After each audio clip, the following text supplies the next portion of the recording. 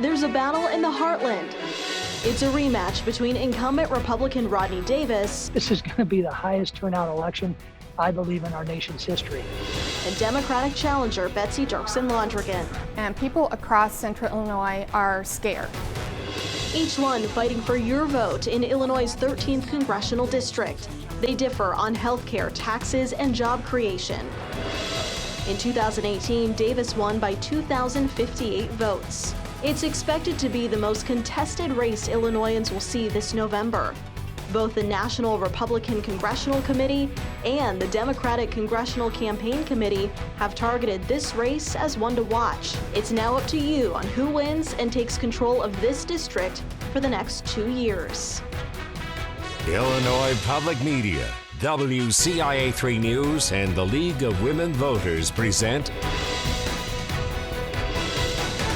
the Illinois 13th Congressional District Debate. Your local election headquarters welcomes you to the 2020 Illinois 13th Congressional Debate. I'm Jessica Coons, evening anchor for WCIA3 News. The 13th Congressional District makes up the central portion of the state. It includes Calhoun, Christian, DeWitt, Greene, Jersey, Macon, Macoupin, Montgomery, and Piatt counties. Portions of Bond, Champaign, Madison, McLean, and Sangamon counties are also included in the district. Now let's go to our debate moderator, Brian Mackey. Thank you, Jessica. I'm Brian Mackey of Illinois Public Media. I host the daily talk show, The 21st. I want to thank our co-sponsors, the League of Women Voters of Champaign County, which is helping us to time this debate, and WCIA TV, which is allowing us to have this debate in its studios. To practice social distancing in this era of COVID-19, it's just me, the candidates, and the floor crew, and no audience. In a moment, we'll begin our discussion with incumbent Republican U.S. Representative Rodney Davis and Democratic challenger Betsy Dirksen-Londrigan. But first, the format for tonight's debate. Each candidate has a minute and a half to answer a question. The opposing candidate then has 30 seconds for a response, with another 30 seconds for the original candidate to rebut. After that, we'll move on to the next question. Both campaigns agreed to this format weeks ago. Neither candidate has seen tonight's questions. Now let's meet our panel of journalists who are joining us from across the district. In the rotunda of the State House is WCIA Capitol Bureau Chief Mark Maxwell. Also in the rotunda, at a safe distance, is Mary Hansen, a reporter with NPR Illinois in Springfield. And Chris Coates is the Central Illinois editor for Lee Enterprises and joins us from the Herald and Review newspaper in Decatur. Before we begin, we also want to wish President Trump, as well as the 30,000 other Americans still hospitalized with COVID-19, a quick and full recovery. Let's get started. A coin toss has determined that the first question is for Democratic challenger Betsy Dirksen-Londrigan. Public health experts agree that people who do not wear masks are potentially putting others at risk of catching COVID-19. Illinois requires masks, but many states do not, and there remains resistance among a significant share of our fellow citizens. Ms. Dirksen-Londrigan, would you support a national mask mandate? If so, how should it be enforced? And if not, how can you ensure that more people are wearing masks? I think that Illinois should be held up as a leader. You know, our leaders have listened to the science, and our positivity rates are very low. You know, I think what we're seeing happening with over 200,000 deaths, and here in Illinois, over 300,000 positive tests, we know that we have to do better, and we have to make sure that people are wearing their masks, washing their hands, and socially distancing. But that's not enough. What I'd like to see is some national leadership. And I think the fact that, you know, we were all shocked when we found out that President Trump, and I am very happy that he and his wife are doing better. I was shocked, though, when I heard him, in his own words, say that he knew the virus was deadly, he knew it was airborne, and he lied to the American public about it repeatedly. And there was no national plan. We have to do better. Now, look where we are right now. We're in Champaign, Illinois. The University of Illinois in Urbana-Champaign showed us and is continuing to show us what a national plan could be based on. They worked together, they unified, They have testing, tracing, their own COVID protocols. This is how we get students back to school, how we get workers back to work, and how we get our economy reopened. I want to see leadership at the national level. I think we all deserve that, and let's use U of I as a role model. And that's time. Congressman Davis, you have 30 seconds to respond. Well, thank you. Unlike my opponent, I do not support a national mask mandate. I think the best decisions are made at the local level and the state level. And we need to make sure we give our local leaders and our state leaders the flexibility they need to ensure that they're going to be able to get through this crisis as well as they know how. I agree. Our college campuses are doing a great job in proving to the rest of the world how to address infections. Here in Champaign, even with one of the best testing modalities, we see 2,500 cases. But they're able to deal with those cases because we give them the chance to do it at the local level. That is 30 seconds, Congressman. Ms. Dirksen-Londrigan, 30 seconds to rebut. I think it's important to note that here in Champaign-Urbana, where they have had a unified plan, their positivity rate as of today is less than 0.5%. That's why students can get back to school at the college. It's why the community businesses can begin to reopen. And that's what we're all looking for here. We need a national plan where we can get people back to work safely, get students back to school safely, and get our economy reopened. Our next question is for Congressman Davis. As I said earlier, we wish the President and First Lady a full and quick recovery. Before his diagnosis, the President has generally refused to wear a mask, has mocked others for wearing one, and in a series of comments has repeatedly downplayed the scope and severity of this disease. I want to ask you, as honorary co-chair of President Trump's re-election campaign, how much responsibility does he bear for repeatedly downplaying the dangers of COVID-19? Well, Brian, I wish the President and the First Lady well. I'm glad that they seem to be going through this infection as asymptomatic as I did back in August. I feel blessed that the only symptoms I had were a slight fever and a little bit of loss of taste and smell. And after 10 days, I was able to get off of quarantine.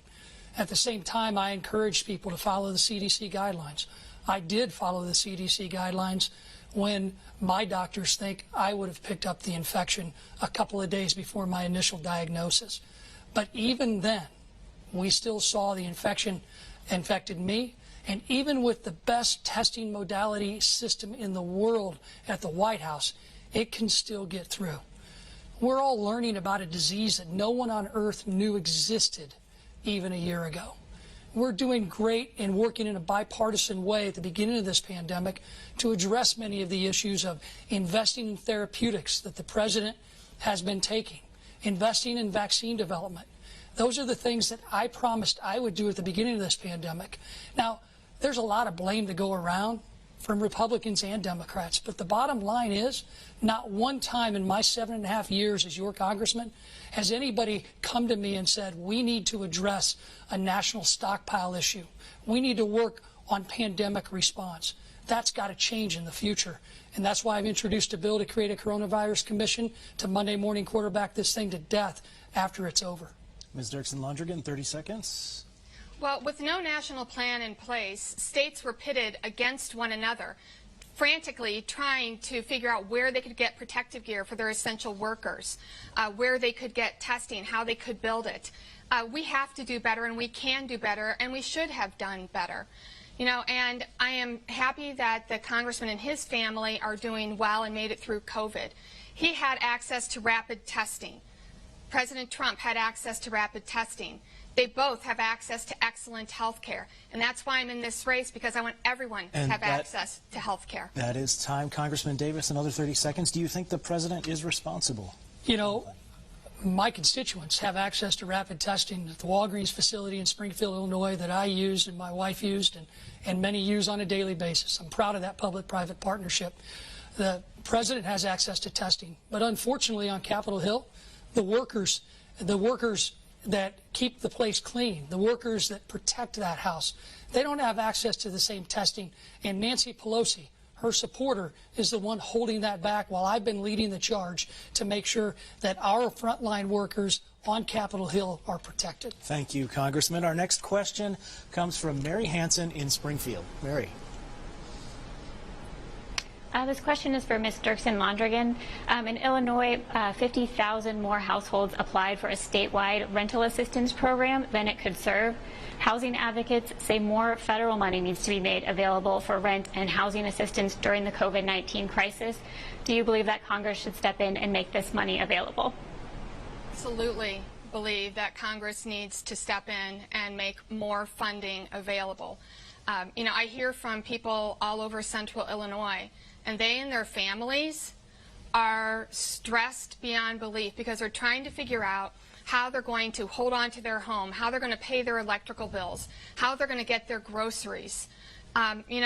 Just this week, I was over at the Boys and Girls Clubs in Springfield passing out boxes of food as part of a food drive. The cars were lined up for 3 blocks, and that is heartbreaking, and this is where people are at. Congress does a lot of things. We found out when it came to the Supreme Court nomination that the Senate can actually move very quickly when they want to. I wish they were putting that same energy into helping families. People need their unemployment insurance extended. We need it bumped up. We also need to make sure that our small businesses can stay afloat. And that means making sure that there is more money in the payment protection program. Because I do believe that we can all come together and that we can beat this virus. But we have to make sure that when we get to the other side of this, that we have our families intact, that we have our small businesses intact, and that we have an economy that we can reopen so that we can get our workers back to work and our students back in school. Thank you. Congressman Davis, 30 seconds. Well, that is exactly why I joined my colleagues on both sides of the aisle to create the Paycheck Protection Program, the PPP program. It helped save so many mom and pop shops, like Lindy McDonald's auto repair shop here in Champaign, Illinois. She called, said, we need help. Never asked for government help before. These are the types of programs that can take place when we come together. And unfortunately, Nancy Pelosi has held up progress on another stimulus to help those who still need assistance. Ms. Dirksen-Londrigan, 30 seconds. I agree. There have been a lot of businesses that were helped by the Payment Protection Program, and we have to refill those coffers. One thing that I disagreed with Congressman Davis on is that he voted repeatedly against providing transparency to taxpayers on how that money was being spent. And what we have seen happen is that when the veil was finally lifted, even though he voted against the formation of oversight committee and voted against transparency measures, we saw that a lot of that money went to companies who shouldn't have it. So let's refill the coffers, but let's make sure it's getting to where it's supposed to go. For our next question, we go to Decatur and Chris Coates. Congressman Davis, the New York Times has reported that the president paid no federal income taxes for 11 of the past 18 years and $750 in 2016 and 2017. As honorary co-chair of the president's Illinois campaign, can you explain how that's fair to working class voters in this district? Well, thank you, Chris. First, I want to respond to my opponent's last suggestion that I was against transparency in the Paycheck Protection Program. As a matter of fact, there was transparency provisions that were put in place by our bipartisan votes that created the 4 bills that we now commonly call the CARES Act. So, in all honesty, the bill that she wanted me to vote for would have hidden paycheck protection loans for $2 million and under in every American. I want more transparency. I certainly want to see transparency across the board. So when you talk about the New York Times and the taxes, we need to actually see what the New York Times is reporting. The president, his team, have said that what is being reported is not true. They need to be able to have a chance to determine whether or not they're going to be able to respond to a story where they don't have all of the information. But let me tell you about my taxes. My tax reform bill that I helped pass, the Tax Cut and Jobs Act, actually helped spur historic economic growth that we had and historic low unemployment that we had just before this pandemic began. The overwhelming highest percentage of money going back into family budgets went to middle-class families. We brought American jobs back to America. That's what I said I was going to do when I asked for your vote to be your congressman. We made it happen, and I'm proud that we were able to work with this administration to get it done. Thank you. Ms. Dirksen-Londrigan, 30 seconds. It is ridiculous that a millionaire or billionaire is paying $750 a year in taxes. The system is broken. I believe that if teachers, nurses, and grocery store workers are paying their fair share of taxes, then millionaires and billionaires should too. And the tax scam of 2017 that Congressman Davis was a face of, that resulted in companies like Amazon and Netflix paying nothing. And that is time. Congressman Davis, 30 seconds. Well, large companies were basing their operations overseas and not paying anything. We brought those dollars back to the United States. You know, my opponent clearly doesn't like our tax cut bill that put money in your pockets. So she wants to raise your taxes. That's probably why she supports Governor Pritzker's graduated income tax plan that can effectively raise middle class families' taxes. It's all about more government for Betsy Londrigan, not me. Thank you. We go back to the State House for our next question from Mark Maxwell. Mark. This question is for Betsy Dirksen-Londrigan. The world is watching as some of the largest drug companies in the world compete and race to try and develop a vaccine or a treatment for COVID-19. You've argued that often these drug companies can charge patients too much. Yet others have warned that if we cap what a drug company can charge for what they create, it might limit what they can come up with and make. So how do you do that? How do you lower the cost of prescription drugs without stifling innovation in the lab? Well, look, I hear from people in every corner of the district about the high cost of prescription drugs. And Mark, people are making horrible choices in their own lives to pay for their prescriptions. They're rationing their drugs, or they're making a decision between whether or not they can go to the grocery store or refill their prescription, and we have to do better than that. I want to allow Medicare to negotiate for drug prices directly with pharmaceutical companies. Medicare has the largest number of enrollees who are the biggest consumers of prescription drugs.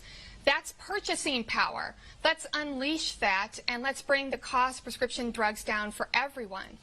And the lower prescription drug costs bill that Congressman Davis voted against also took money from those savings and put it back into the National Institute for Health for research, and we have to do that. It's not a surprise, though. Now, Congressman Davis has taken millions of dollars in corporate PAC money. He's taken over $200,000 from big pharma corporate PACs alone. And then he voted against lowering the cost of prescription drugs. I want to make sure that if people need their prescription refilled, they don't have to make that kind of heart-wrenching decision. And we can do that by allowing Medicare to negotiate for drug prices and bring costs down for everyone. We can do better. Thank you. Congressman, 30 seconds. Let's look at the facts. The bill that I supported actually would have made sure that there were 15 more cures. Now, I don't want to be the person picking out the 15 families with pre-existing conditions and saying your cures are not going to move forward because we passed a bill that Betsy Londrigan supports. Now, our bill would lower costs, but let's look at the facts. We have made sure that generic patents have gone through at historic rates.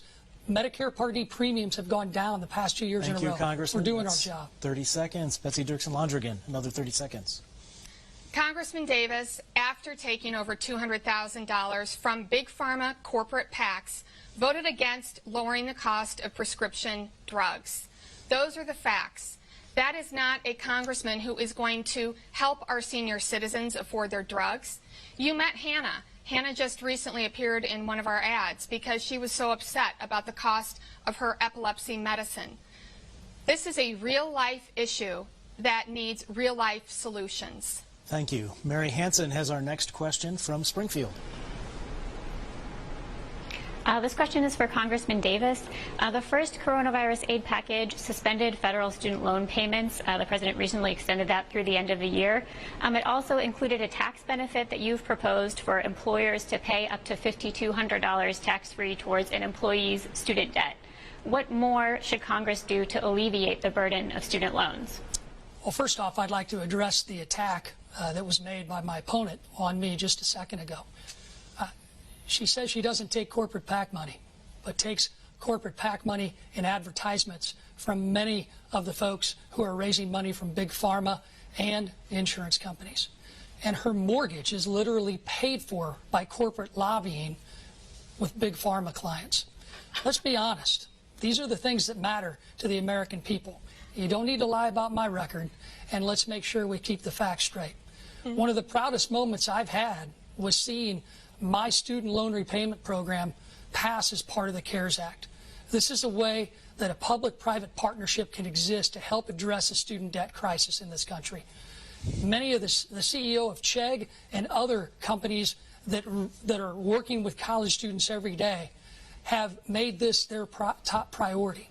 And what will happen is it's going to make sure that new graduates who are going into the workforce can now negotiate with their employers, who will be incentivized to offer up to $5,250 per year to pay down their student debt.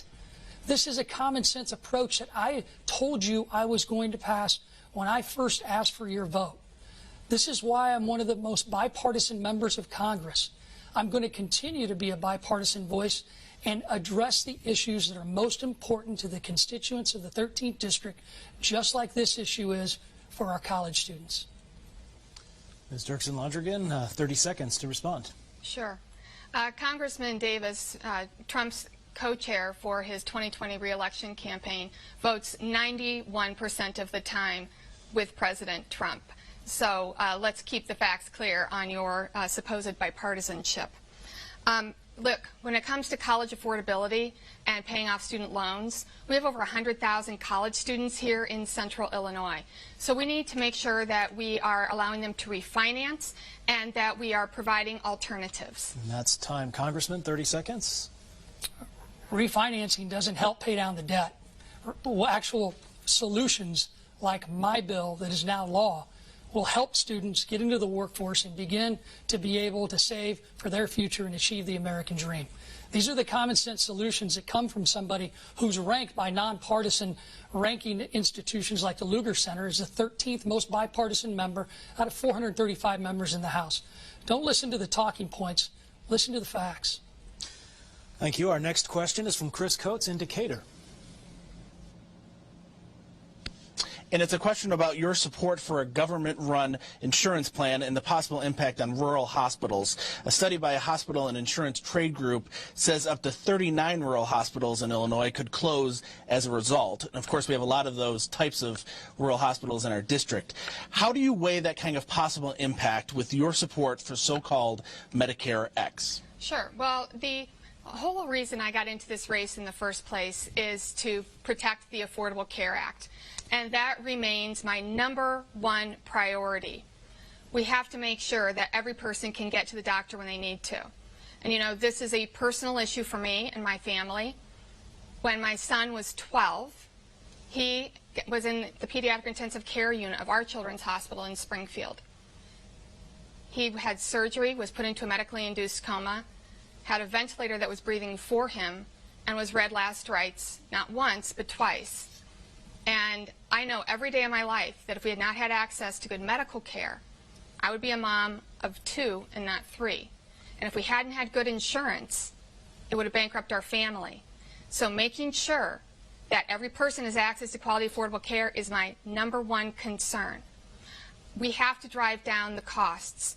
We can do that in a couple of ways. One is by introducing a public option, a Medicare public option that I would only support, working in concert with the hospitals to make sure that they can maintain their excellent standard of care. That can help drive down costs. Now, what Congressman Davis doesn't want you to know is that each of those 11 times that he voted to repeal the Affordable Care Act with no replacement, he voted to gut Medicaid, which could shutter those 39 hospitals here in Illinois. Congressman Davis, 30 seconds. Yeah, procedural votes that have no impact on a replacement or on the bill that's passing don't count as 11 votes. The one vote that counted protected pre-existing condition coverage for every single American because it's personal to me. My wife's a 21-year cancer survivor, and every single time Betsy Londrigan and her corporate PAC-funded allies like Big Pharma come after me and they say that I want to get rid of pre-existing conditions, that's an attack on my wife. It's an attack on my family. And that's something that needs to stop. Ms. Dirksen-Londrigan, 30 seconds. He voted 11 times to repeal the Affordable Care Act with no replacement. Unless somebody walked up and pressed the button when you weren't looking, every one of those 11 times, that was you. 11 times to repeal the Affordable Care Act with no replacement. Make no mistake about it. It would have gutted protections for people with pre-existing conditions. It risked shuttering rural hospitals and taking away every essential health benefit that we all count on. And the last question of this half hour goes to Mark Maxwell in Springfield. Mark. Congressman, the Trump administration is now suing in court in a case that could go before the Supreme Court that might end the Affordable Care Act. You did vote to support that lawsuit initially, but then on September 24th said that you had changed your mind and no longer supported that legal challenge because it wouldn't be right to take away someone's health care during a pandemic. Does that mean that you now acknowledge your earlier support for the lawsuit could have in fact had that effect of taking away someone's health care? The vote you're talking about, Mark, was a vote on the House rules package that goes way beyond gimmick lines like supporting a lawsuit. There were plenty of rules that I disagreed with, and I voted no. But that was not a standalone bill. It's interesting to note in the last response, my opponent did not shy away from her support for Medicare X, which would close up to 39 rural hospitals in central Illinois, in Illinois. Many that could be in places like Monticello, Clinton, Staunton, Taylorville, Litchfield, Hillsborough, and others. Now, the Affordable Care Act, we need to fix it. It's leaving 60 million Americans behind. And at one point, before tonight, my opponent actually agreed that it needed to be fixed. But I think she seems to have changed her mind and wants to protect it while leaving out those 60 million Americans that don't have health insurance because they can't afford it, or they have it and they can't afford to use it. So we're in the middle of a pandemic, Mark. And I've said all along, and I voted to make sure that we don't move forward with this lawsuit. And if the administration does, they're not going to have any funding to do that. I've also introduced a bill that would allow people to keep their employer-based health care, allow us to pay the employer share for COBRA, and open up the exchange for 30 days. That's a bipartisan bill that I introduced because I'm the most bipartisan legislator in the entire Illinois delegation, Republican or Democrat. Ms. Dirksen-Londrigan, 30 seconds for a response. Congressman Davis is going to keep trying to distract you so you don't look at his disastrous record on health care. He voted 3 times to support this lawsuit that the Supreme Court's going to hear on November 10th to completely overturn the Affordable Care Act. And each of the 11 times that he voted to repeal the Affordable Care Act with no replacement, he voted to gut Medicaid that these rural hospitals depend on. Every one of those votes was to gut those hospitals. Thank you. Congressman, 30 seconds. Betsy, it's been like this for 4 years now. No matter how many times you say something, doesn't make it true. The facts are the facts. I voted for a bill, a replacement, that fell short of support in the Senate that would have protected pre-existing condition coverage. This is personal for me and my family. My wife has a genetic form of cancer that could affect my kids. There's absolutely no way that I'm going to support a plan that's not going to include pre-existing condition coverage. Quit lying. And yet you did. That's it for our first half hour. We'll have more after a break. We're going to be asking the candidates about calls for police reform, the structure of the U.S. Supreme Court, and climate change. You're watching the 13th Congressional District Debate presented by Illinois Public Media, WCIA-TV, and the League of Women Voters of Champaign County. We're back.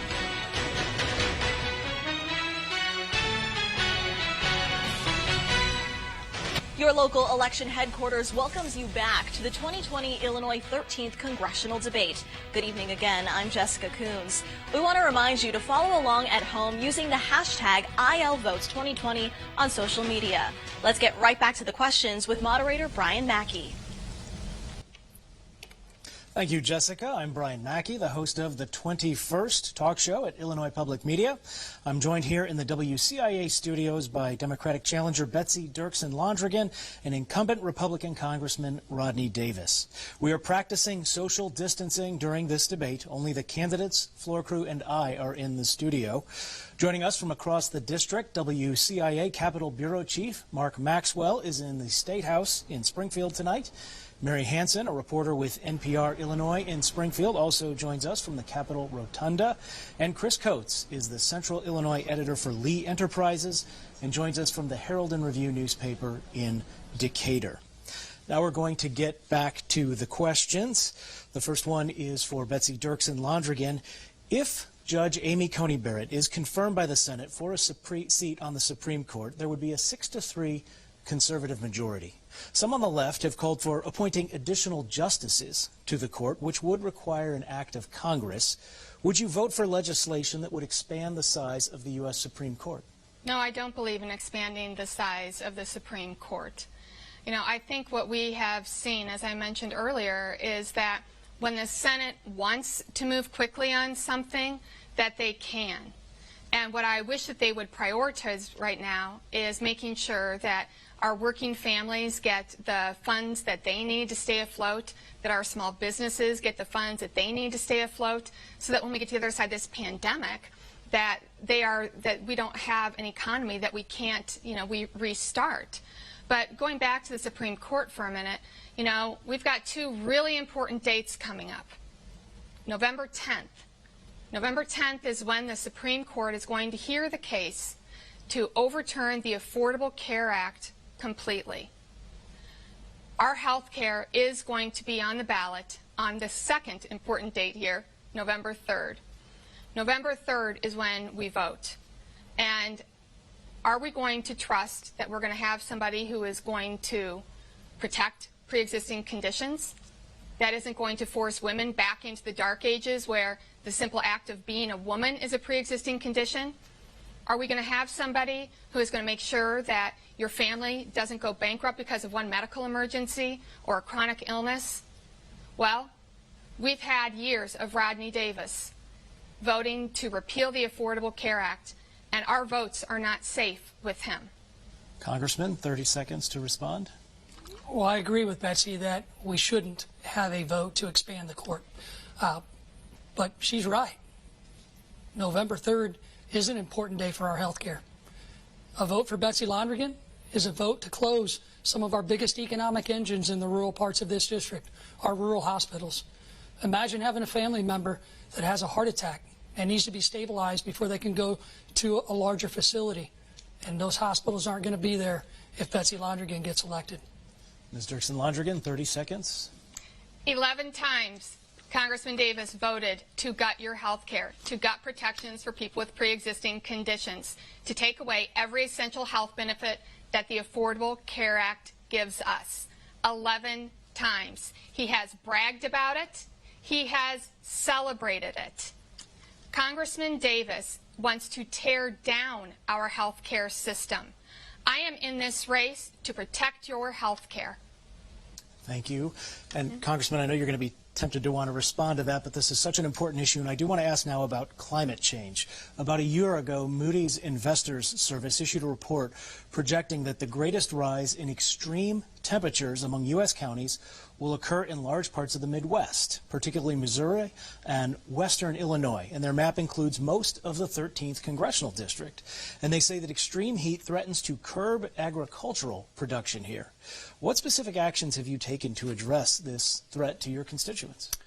Well, I've helped address issues when it comes to the Farm Bill and our agricultural sector, where we have put together some of the most innovative conservation measures and incentives that are given to our farmers and our producers to continue to grow food that feeds the world, not just us. They deserve a lot of opportunities to help play a role. But let's also look at the totality. Climate change is real, but the United States is leading the way in addressing carbon emissions. The United States is the only country, the only major industrial country that would have met the Paris Agreement Accords. World leaders, climate activists are allowing China to continue to pollute not just their country, but pollute the atmosphere at levels that are above the United States, the European Union, and others combined. We're doing our part in the United States, even though we only control about 14 to 16% of global emissions. Maybe we ought to have a United States of America agreement that countries should sign on to do what we're doing. We need an all-of-the-above energy approach. Unfortunately, my opponent and her corporate-funded PAC allies support shutting down our coal-fired power plants. They support shutting down our nuclear facilities that give us the baseload generating capacity and allow senior citizens on fixed income to be able to afford their bills. That's not who you want in Congress. Thank you, Ms. Dirksen-Londrigan. 30 seconds to respond. Farmers in central Illinois have seen historic flooding the last couple of years. What I believe that we need to do is we need to make bigger investments in conservation. We need to help them make the changes that they're going to need to combat climate change over the course of the next 10, 20, 30 years. And those conservation dollars can help them do that, you know, whether it's through cover crops or no-till farming, precision management. There's a lot of things that we can do to help our farmers be part of the solution for climate change. Congressman, 30 seconds. Well, Ms. Londrigan will be happy to know that that's exactly what we did, working with our agricultural sector and those who lead in conservation measures to put those incentives in place. That's what happens when you have somebody in Washington who is the 13th most bipartisan member out of 435 members of the U.S. House. You get stuff done when people can work together across the aisle. That's what I promised you I would do when I asked for your vote. Every single election we've been able to win. And I'm asking for your vote again to continue that bipartisanship. Our next question comes from Mary Hansen in Springfield. Mary. This question is for Ms. Dirksen-Londrigan. Protests and demonstrations continue against police brutality sparked by the deaths of Breonna Taylor in Louisville and George Floyd in Minneapolis. Police oversight is largely a local issue. What role should Congress play in police reform? You know, we all watched George Floyd get murdered on television this summer. And there were a lot of protests that rose out of it with a lot of important messages. I want to say very clearly that any of the violence that has happened around these protests, I 100% condemn and believe those people need to be prosecuted, and hate to think that they would take anything away from the actual message that needs to be addressed, and that is systemic racism. We have to address what's happening in our law enforcement. We do. And we need to do that by making sure that we have implicit bias training, crisis intervention training. And after talking with sheriffs here in central Illinois, you know what they would welcome? Additional team members who are trained in addiction counseling, mental health crisis counseling. We have to recognize that not every 911 call needs a armed intervention. We have to address the message, though, that has been brought up by the protests because it's so important. It's about knowing and seeing that racism exists in every corner of our society. It's about rooting out the racism in our healthcare system. Why are black mothers dying at a higher rate than white mothers? It's about addressing the racism in our educational system and in our housing. I'm ready to do that. I'm ready to address these issues on day one. Thank you. Congressman, 30 seconds to respond. There is a role for Congress to play, which is why I co-sponsored a companion bill of Senator Tim Scott, the only African-American Republican in the Senate. And it's my opponent's supporters, Senator Durbin and Senator Duckworth, that voted not to even allow that bill to be debated. Many of the issues that she just brought up would have been addressed by passing that bill, and we could have passed our own in the House and worked out a compromise. The good news is many issues here in Illinois have already been addressed. Tom Schneider, who runs the Central Illinois Law Enforcement Training Center, said 2 weeks more of de-escalation techniques and social justice already exists in Illinois. Thank you, Congressman. That's time. Ms. Dirksen-Londrigan, 30 seconds. I want to reiterate that we can start by looking at law enforcement, and we have to, so that we don't have any more George Floyd's, Breonna Taylor's, or Ahmaud Arbery's. But if we stop there, then we are missing what people are protesting about, and it's about the systemic injustice that they are living every day in their lives. So we have to address it in our health care and in our economic systems. Thank you. We go back to the state capitol for our next question from Mark Maxwell.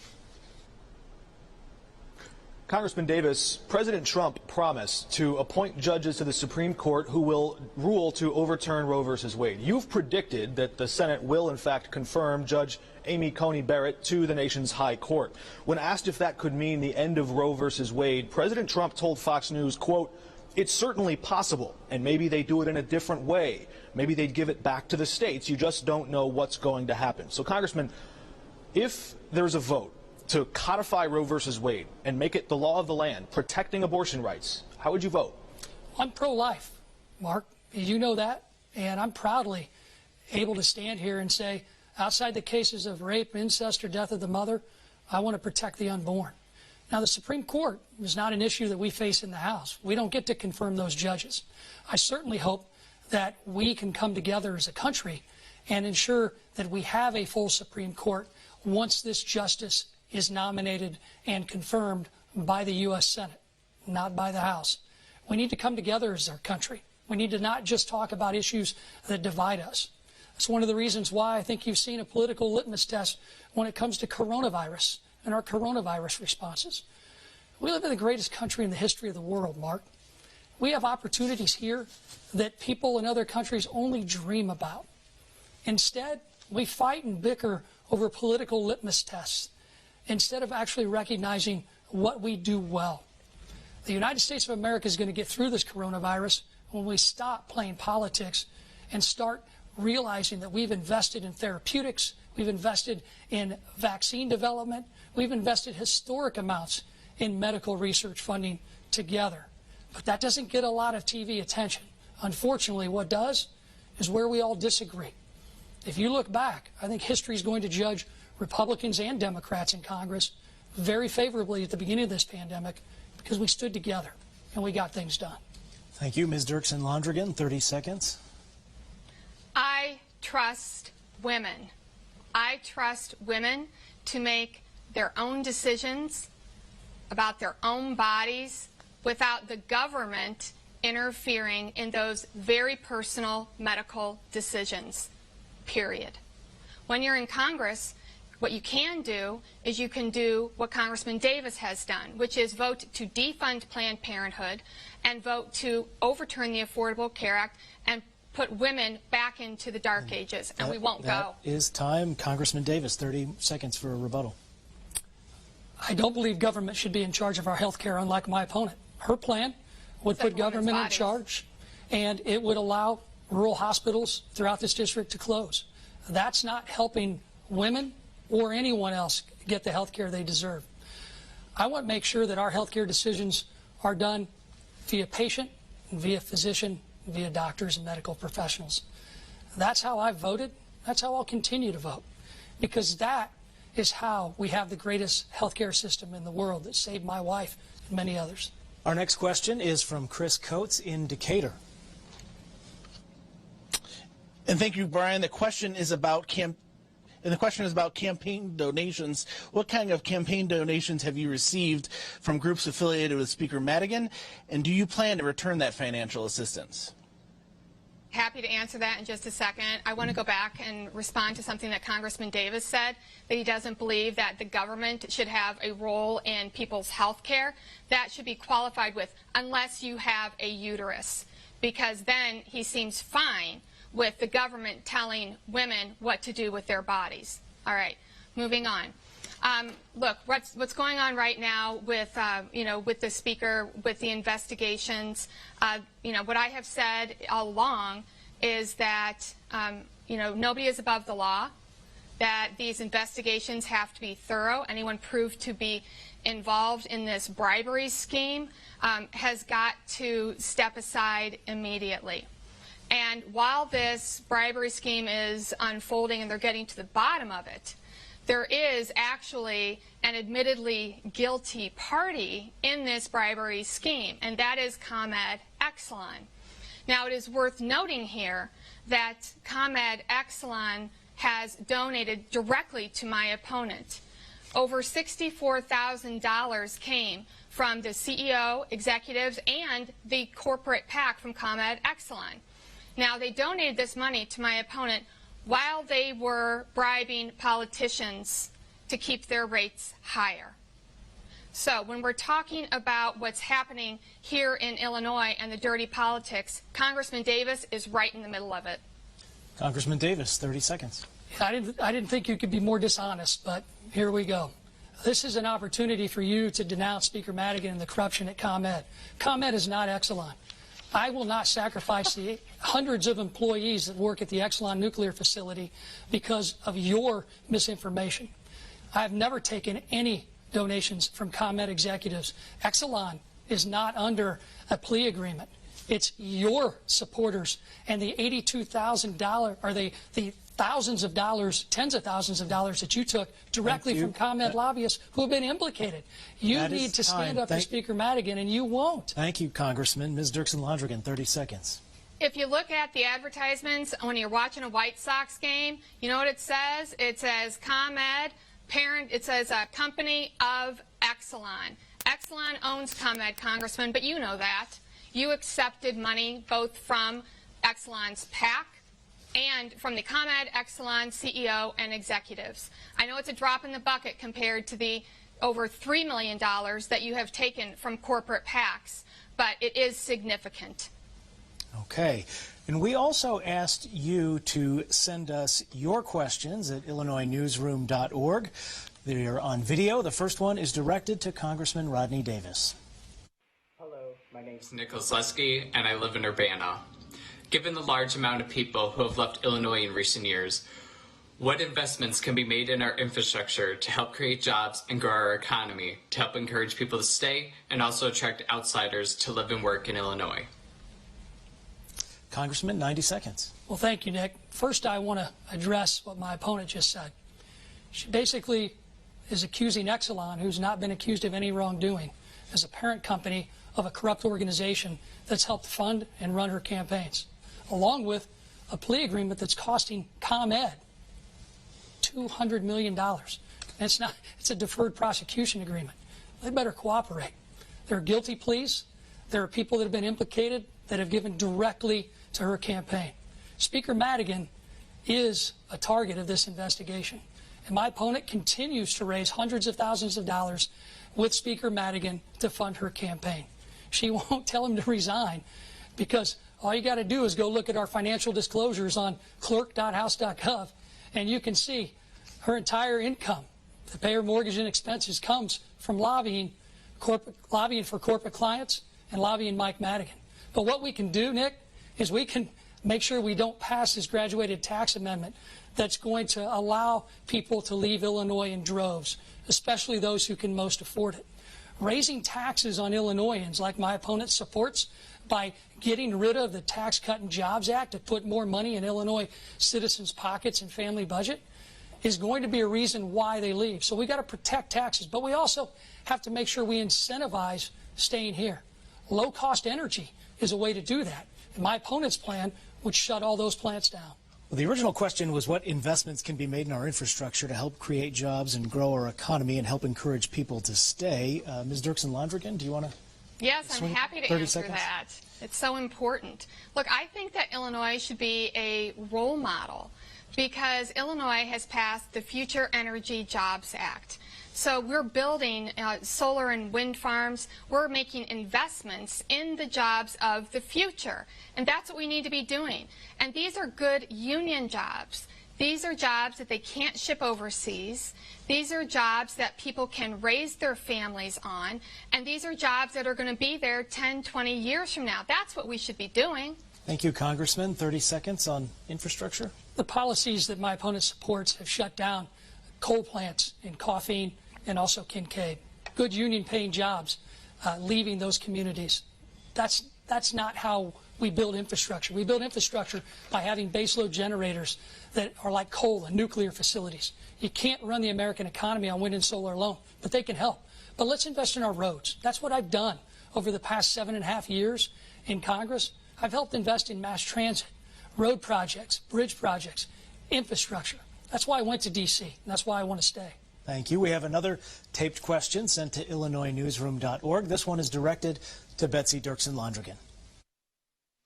Hi, my name is Bailey Parks Moore, and I'm from Champaign. My question pertains to agriculture because that affects my daily life. Agriculture is important to the Central Illinois economy. My question is, what is your position on farm policy, and what would you do to support family farms and agribusinesses? Thank you. Sure. 90 seconds. Yeah, I'm happy to answer that. You know, I was happy to introduce everybody through our first commercial to my family's farm, which is in Niantic. It's where my grandma grew up. And while we've, during this time of COVID, I still have had the opportunity to do several roundtables with farmers. And in fact, 2 weeks ago, I was down in Greene County visiting with a farmer named Mark. He actually had invited Congressman Davis to come down for about a year now, and he hasn't done it. So I went down to go look at his land and figure out what the issues were. Historic flooding due to climate change, soil erosion. These are issues that aren't just here and now. These are issues that are coming down the pike. This is why I believe that we have to make significant investments in conservation so that we can help our farmers prepare for the future. They operate on such slim margins that if we want them to maintain their family farms, and we do, then we need to be here to help them make those changes. And we also need to make sure that our farmers have markets to sell to. Our soybean and corn farmers really had a double whammy between the trade war that the president started and the historic flooding. So they need markets to sell to. And they need a representative in Congress who is going to be there for them, who is going to listen to them and take their concerns back to Washington, D.C. and help them. Thank you. Congressman, 30 seconds. Our farmers have a voice in Washington. You can ask them. It's why I'm endorsed and supported by all the major farm groups in this country and in Central Illinois. I went to Congress promising that I would end the never-ending extensions of farm bills. Proud to say I've helped write two, because I listened to you, our agricultural sector. We helped write them together, which is why I enjoy your support, and I look forward to making them better in the future. Ms. Dirksen-Londrigan, 30 seconds. I supported the final version of the Farm Bill. I didn't support the version that Congressman Davis voted for and passed, because in that first version, it cut SNAP funding. That's food. It cut food out of the mouths of people who need it. It also cut conservation dollars. It changed the formula, so some of our dollars that stayed here in Illinois would have been swept out to places like California, Ohio, and Colorado. I want to represent Illinois farmers. And the questions are now over, and with the limited time we have remaining, we turn to closing statements by coin toss. Congressman Davis is up first. Congressman, 1 minute. First off, I want to say thank you to everybody here for making this debate happen. Thank you to my opponent for debating the issues that are important to this district and to our voters. I asked for your vote when I first ran for Congress a few short years ago, telling you I was going to go lead in a bipartisan way. I'm proud to again tell you I'm the 13th most bipartisan member of the House out of 435, the most bipartisan member, Republican or Democrat, in Illinois. We've helped write farm bills together. We've helped write infrastructure bills together. And we've helped solve a piece of the student loan debt crisis. These are the opportunities that you've given me, and I don't take them lightly. But one thing that is frustrating to me right now is the hate and vitriol that we see in politics. Just this weekend, I lost a friend and a supporter, Bill Garrett, in a tragic car accident in Christian County. I would talk to Bill every morning, and he would sit in the same chair at the coffee shop. I went there today and didn't get a chance to see Bill. Let's make this political environment better, because he doesn't get a chance to anymore. Thank you. And now a closing statement from Betsy Dirksen-Londrigan. You also have 1 minute. Thank you. And thank you for tonight. I really appreciate it. And thank you to the congressman for being here to debate. Look, we have a choice to make on November 3rd. I got into this race to protect health care, to make sure that every person who needs to get to the doctor can get to the doctor, to make sure that you can afford your prescription drugs, to make sure that your family doesn't go bankrupt because of one chronic illness or medical emergency. And if we want to do better, and we can do better, we have to elect better. We have a congressman right now who has voted 11 times to repeal the Affordable Care Act with no replacement, who has taken millions from corporate PACs and votes their way, who gives the tax cuts to the rich. We can do better, so let's elect better. I'm asking for your vote on November 3rd so that I can represent you, my neighbors in Central Illinois. Lower your taxes and protect your health care. Thank you. And that is it for this 13th Congressional District debate. We'd like to thank the candidates, Betsy Dirksen-Londrigan and Congressman Rodney Davis. We'd also like to thank our panel of journalists, Mark Maxwell of WCIA-TV, Mary Hansen of NPR Illinois, and Chris Coates of Lee Enterprises. Thanks also to the League of Women Voters of Champaign County, including our timekeeper, Carolyn Trimble. And finally, a hearty thank you to WCIA-TV for hosting us in its brand new set. To see this debate again or share it with a friend, visit the Illinois Public Media channel on YouTube. I'm Brian Mackey from Illinois Public Media. On behalf of the crew and everyone else involved in tonight's production, thank you, stay safe, and good night. The Illinois 13th Congressional District debate has been presented by Illinois Public Media, WCIA 3 News, and the League of Women Voters.